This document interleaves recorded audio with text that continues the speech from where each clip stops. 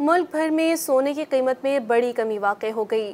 फ़ी तोला सोना 2,400 रुपये सस्ता हो गया। मुल्क में सोने की कीमतों में उतार चढ़ाव का सिलसिला जारी है। सरकारी खबर रसा इदारे APP के मुताबिक all Pakistan Sarafa James and jewellers association ने रिपोर्ट किया कि 24 कैरात के हामिल फ़ी तोला खालिस सोने की कीमत में 2,400 रुपये की बड़ी कमी वाक़ई हुई है, जिसके बाद इसकी कीमत 3,06,300 रुपये पर आ गई।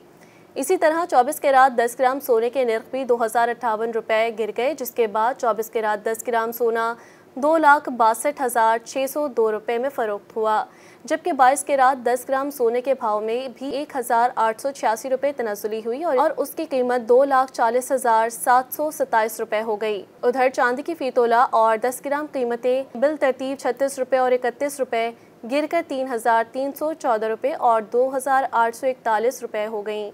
एसोसिएशन ने रिपोर्ट किया कि बैनुल-अक़वामी मार्केट में सोने की कीमत $24 फ़ी औंस कम होकर $2,916 रिकॉर्ड की गई है।